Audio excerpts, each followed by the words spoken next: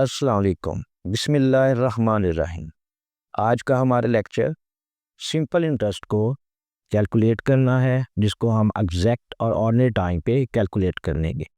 इससे पहले अगर किसी ने मेरा चैनल सब्सक्राइब नहीं किया तो वो मेरे चैनल को सब्सक्राइब करे और बेल आइकॉन पे क्लिक करे। तो हम आज का लेक्चर अपना शुरू करते हैं। Banks and other lending institutions use two methods to compute interest, यानी बैंक्स और दूसरे जितने भी इदारे हैं, इंस्टीट्यूशन जो हैं, वो इंटरेस्ट को कैलकुलेट करने के लिए दो तरीक़ेकार इस्तेमाल करते हैं। One method uses what is called ordinary time and other method uses what is called exact time. इसमें जो दो मेथड हैं, पहले मेथड को हम ऑर्डिनरी टाइम कहते हैं और दूसरे मेथड को हम एग्जैक्ट टाइम कहते हैं। तो सबसे पहले हम अब ऑर्डिनरी टाइम के बारे में बात करेंगे। तो ऑर्डिनरी टाइम क्या होता है? Ordinary time assumes that each method has 30 days and each year has 360 days. A 90 days loan dated March 12 will be due on June 12th in ordinary time, while on calendar it is June 10th.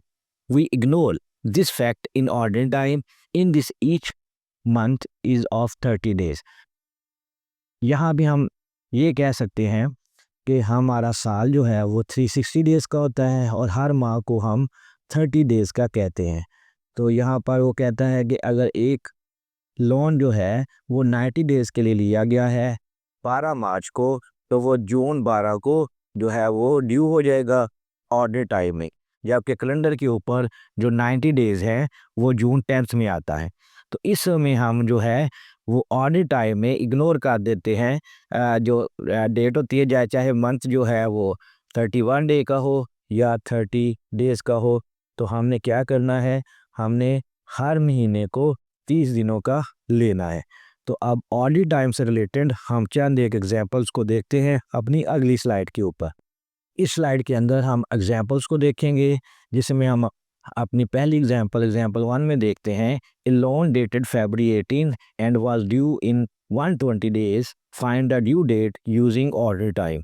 इसमें हमने एक loan लिया है जो 18 फरवरी को लिया है और इसको हमने 120 डेज़ के लिए लिया है इस लोन को, और हमने ऑर्डिनरी टाइम से इसका जो है ड्यू डेट वो कैलकुलेट करनी है। तो इसका सलूशन क्या है? इसमें हमने इसको स्टेप्स में तकसीम किया हुआ है। स्टेप 1 में हम क्या करते हैं कि 128 डेज़ को 30 पे डिवाइड करते हैं तो हमें 4 महीने हासिल होता है। अब हम count 4 months from February to get month that the loan is due, in this case it is June. तो अब इसका मतलब ये हो गया कि फरवरी में जो हमने लोन लिया था 18 फरवरी को, वो जून में ड्यू हो जाएगा। Use 18 days as the date of the month that the loan is due on June 18th। इसका मतलब ये हो गया कि फरवरी को 18 फरवरी को जो हमने लोन लिया है वो जून 18 को जो है वो ड्यू हो जाएगा। यहाँ पर एक नोट दिया गया है, ordinary time ignore 28 days of February और 29 days in leap year and 31st day जो है वो हर महीने का जो है उसको हम इग्नोर करते हैं। Unless the loan falls due on the day in month that has 31 days. इसका मतलब क्या हुआ कि 28 डेज जो हैं इसमें फरवरी के हैं या 29 डेज होते हैं लीप ईयर में, तो हम इसको इग्नोर कर देते हैं। या फिर अगर किसी महीने के 31 दिन हैं तो तब भी हम उसका जो है उस डेट को जो है इग्नोर करेंगे, ता वक्त कि अगर लोन जो है उसकी ड्यू डेट 31st को ही आती है। इसके बाद हम अपनी अगली स्लाइड पे चलते हैं। अगली स्लाइड में एग्जांपल 2 में ये कहा गया है, a loan was made on January 31 for 60 days, find the due date using ordinary time. इसका सलूशन भी बिल्कुल पिछली एग्जांपल की तरह है। स्टेप 1 में हम क्या करेंगे, divide 60 days by 30 to get 2 months, count 2 months from January to is March. इसका मतलब क्या है कि जनवरी से अगर हम 2 महीने कैलकुलेट करें तो वो मार्च का महीना आता है। तो स्टेप 3 में देखेंगे, the loan is due on March 31st। इसका मतलब है 31 मार्च को ये लोन ड्यू हो जाएगा। नोट यहाँ पे एक और है, if a loan is due to mature at the end of a month that has fewer days then the month that in which the loan is made, then use last day of the month that the loan is due. इसका मतलब ये है कि अगर आने वाला महीने में जो है उसमें 30 डेज़ होते हैं या 28 डेज़ होते हैं या 29th डेज़ इन लीप ईयर के हिसाब से जब हम फरवरी की बात करते हैं, तो हमारा वो आखिरी जो दिन है महीने का उसको हम लोन के लिए ड्यू जो है वो सब मान लेंगे, या हम उसको लोन के लिए हम कह देते हैं कि ये जो दिन है वो ड्यू होना करार पाया है। एग्जाम्पल 3 में a loan was made on October 31 for 120 days, find the due date using ordinary time. Solution इसका क्या होगा जी, हमने 120 डेज को 30 डेज पे डिवाइड करना है और हमें इसका जवाब आता है 4 मंथ्स। फ्राम अक्टूबर इज़ फरवरी। अक्टूबर से अगर हम फरवरी को काउंट करते हैं, यानी अक्टूबर, नवंबर, दिसंबर, जनवरी एंड फरवरी, तो इसका मतलब है कि हमारा लोन जो है वो फरवरी की किसी डेट को आएगा। अब यहाँ पे हम एक चीज़ काउंट करते हैं, the loan is due on फरवरी 28। अब जाहिर है कि फरवरी में 30 डेज़ नहीं होते या 29 डेज़ होते हैं लीप ईयर्स में, तो इसका मतलब ये हो गया कि हमारा जो लोन हो है वो ड्यू हो जाएगा 28 फरवरी को, या अगर वो लीप ईयर है तो फिर 29 फरवरी को। तो इसमें हम फरवरी का जो है ये देखते हैं कि उसमें डज नॉट है 31 डेज़, तो इसका मतलब है कि 31 डेज़ होते ही नहीं फरवरी में, तो इसलिए लोन हमारा जो है वो 28 को ड्यू हो जाएगा। इसके बाद हम अपनी अगली स्लाइड पे चलते हैं। अब हम डिस्कस करते हैं एग्जाम्पल 4 को, जिसमें है find the interest on A loan $800 loan eight 9% for 28 days using ordinary time. इसमें हमने 28 डेज़ के लिए 9% पे $800 जो है वो इंटरेस्ट जो है ना लोन लिया है। अब हमने इसका इंटरेस्ट जो है वो कैलकुलेट करना है, तो हमारे पास जो फार्मूला है इंटरेस्ट को कैलकुलेट करने का वो है I is equal to PRT, and 1 year जो यहाँ पे हम ले रहे हैं वो 360 डेज़ का है, क्योंकि हमारे सवाल में ये गिवन है कि ऑर्डिनरी टाइम है, तो ऑर्डिनरी टाइम में हमारे जो है साल के 360 दिन होते हैं। तो अब I is equal to PRT, P की जगह हम कीमत लिखेंगे 800, आर को हम लिखेंगे 9%, तो इसका मतलब ये हुआ कि हमने 9% को जब 100 पे डिवाइड किया तो ये हमारे पास आ गया 0.09 मल्टीप्लाई बाय टाइम, तो टी हमारे पास है 28 डेज़, तो 28 को हमने 360 पे डिवाइड करना है, तो जब हमने इसको कैलकुलेट किया तो हमारे पास आ गया $5.6। तो इसका मतलब ये हो गया कि $800 जो हमने 9% पे 28 डेज़ के लिए लिया था उसके ऊपर इंटरेस्ट जो हमें वो $5.60 जो है वो इंटरेस्ट जो है वो पे करना पड़ेगा। ऑर्डिनरी टाइम के बाद अब हम एग्जैक्ट टाइम की बात करते हैं। When computing the due date of a loan using exact time, count the exact number of days on the calendar corresponding to the term of the loan to find the due date. अब exact time के अंदर हमने exact जो days हैं उनको calculate करना है, और इसमें हम देखेंगे कि अगर किसी महीने में 28 दिन है या 29 डेज़ हैं लीप ईयर जैसा कि फरवरी का होता है, या किसी महीने के 30 दिन हैं या 31, तो हम वो सारे दिन जो है वो कैलकुलेट करेंगे। इसको समझने के लिए हम अपनी अगली स्लाइड पे चलते हैं और चंद एक एग्जांपल्स को देखते हैं। अगर आपने अभी तक चैनल मेरा सब्सक्राइब नहीं किया तो मेरे चैनल को सब्सक्राइब करें और बेल आइकॉन पे क्लिक करें ताकि मेरी हर नई आने वाली वीडियो आप तक पहुंच सके। इस एग्जांपल्स के अंदर है a loan for 120 days is made on May 18, find the due date using the exact time. इस सवाल में वो कह रहा है कि हमने मई 18 को एक लोन जो है वो 128 डेज़ के लिए हमने लिया है, तो हमने इसका जो है ड्यू डेट जो है इसकी वो हमने मालूम करनी है एग्जैक्ट टाइम को कैलकुलेट करते हुए। तो अब स्टेप 1 में क्या करेंगे हम, find the number of days left on May has 31 days. जैसा कि हमें पता है कि मई के महीने में 31 दिन होते हैं, तो बाकी कितने दिन बचे, 31 में से 18 जो है वो निकाला तो मई के 12 दिन ये हो गए। अब हमने लिस्ट बनानी है कि 128 डेज़ की तो कैसे करेंगे, मई के आ जाएंगे 12 दिन, जून के 30 दिन, जुलाई के 31 दिन और अगस्त के 31 दिन। सितंबर की किसी डेट के ऊपर जो है ये हमारा लोन जो है वो बनेगा।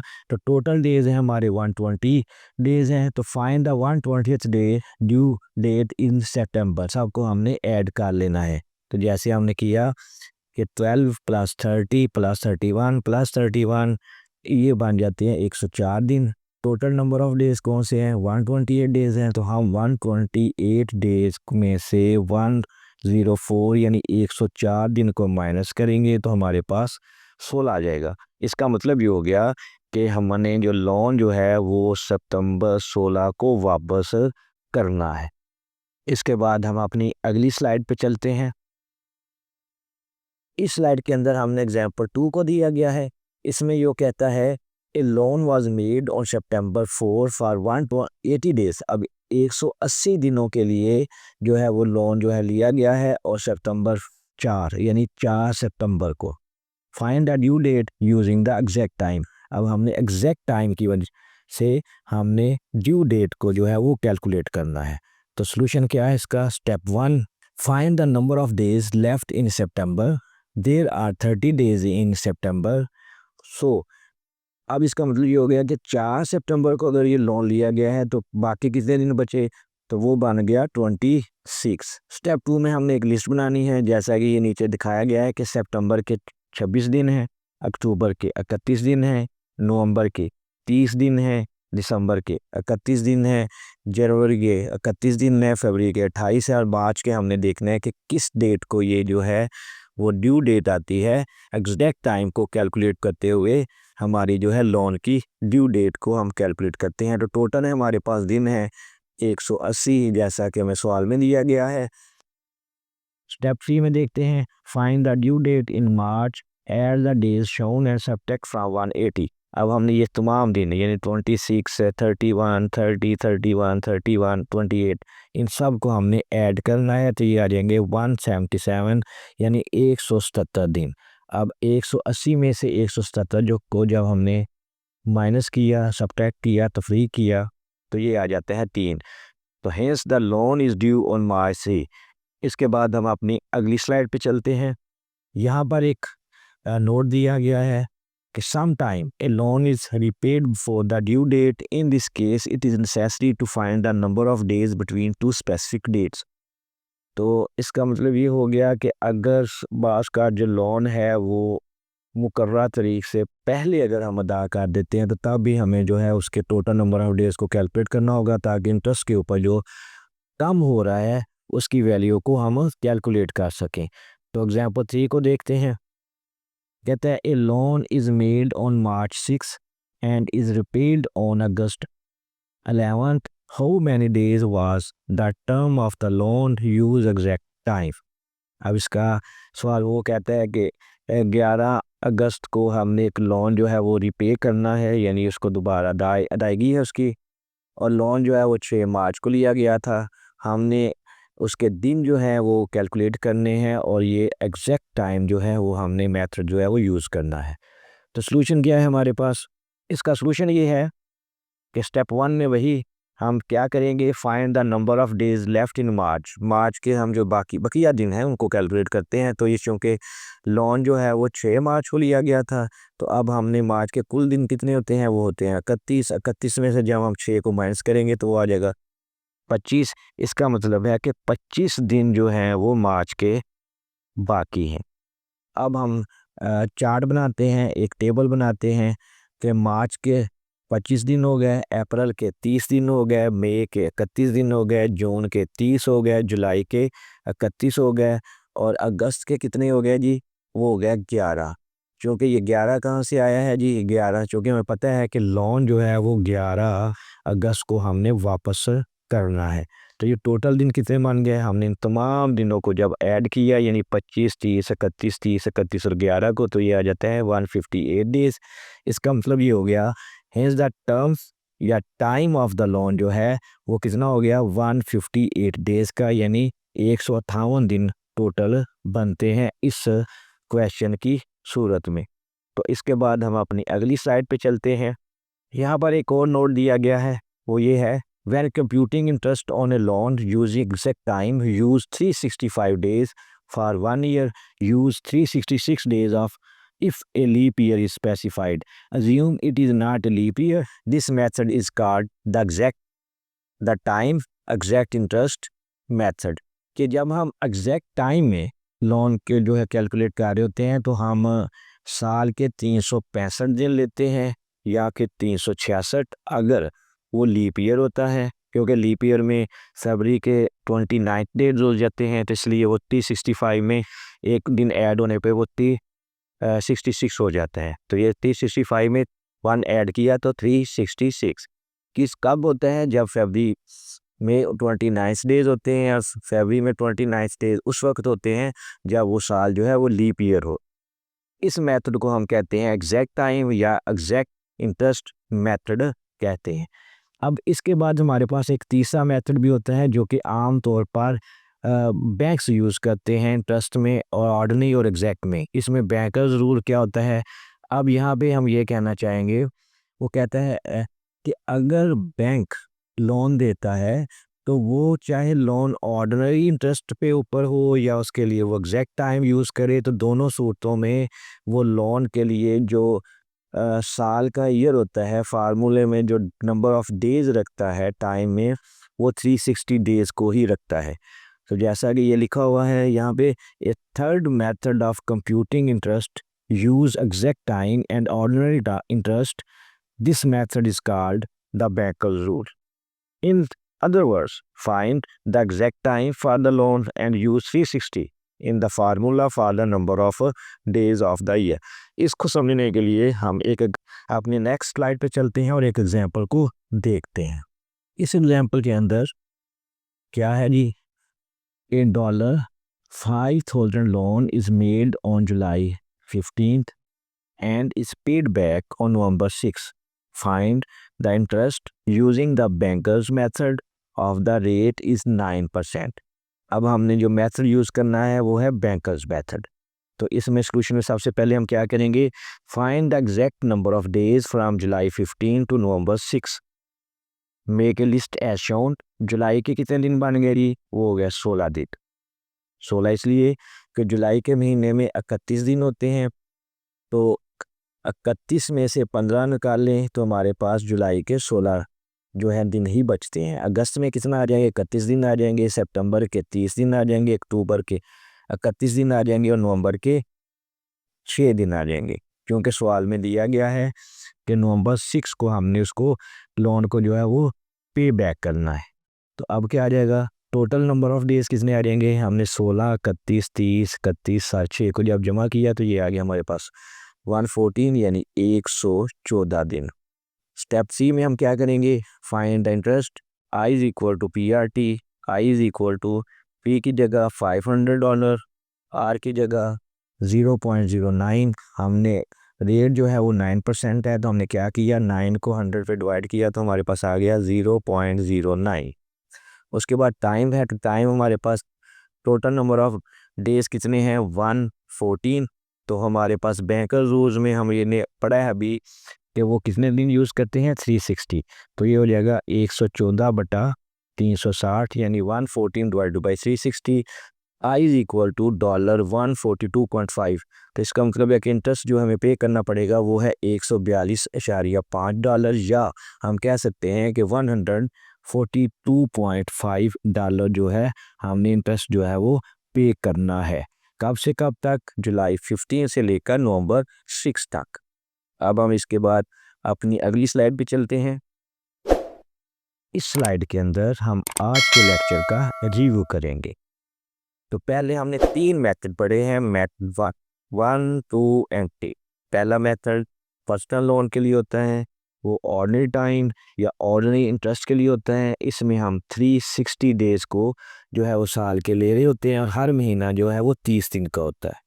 मेथड 2 जिसमें हम एग्जैक्ट टाइम ले रहे होते हैं या एग्जैक्ट इंटरेस्ट होता है, इसमें हमारा साल के 365 दिन होते हैं और इसमें हम जो भी महीने आते हैं, यानी कि अगर कोई महीना 30 का है, 31 का है, फरवरी के अगर 28 दिन है या लीप ईयर है तो 29 दिन है, तो वो उस वक्त होगा जब हम मंथली पेमेंट जो है वो कर रहे होते हैं। तीसरा मेथड जो है वो हमारा कहलाता है बैंकर रूल्स। बैंकर रूल में ये होता है कि अब चाहे हम एग्जैक्ट टाइम को यूज़ करें या ऑर्डिनरी इंटरेस्ट के लिए यूज़ करें, तो उसमें हम साल के 360 दिन ही लेंगे, और ये आमतौर पर बिजनेस लोन के लिए होता है। यानी पहला मेथड पर्सनल लोन के लिए, दूसरा मेथड जब मंथली पेमेंट्स जब कर रहे होते हैं, और तीसरा मेथड जब हम बिजनेस लोन को ले रहे होते हैं। आज का लेक्चर यहाँ पे ख़त्म होता है। अगर आपको मेरा ये लेक्चर पसंद आया तो मेरे चैनल को सब्सक्राइब करें और बेल आइकॉन के ऊपर क्लिक करें, हर आने वाली वीडियो सबसे पहले आप तक पहुँच सके। शुक्रिया।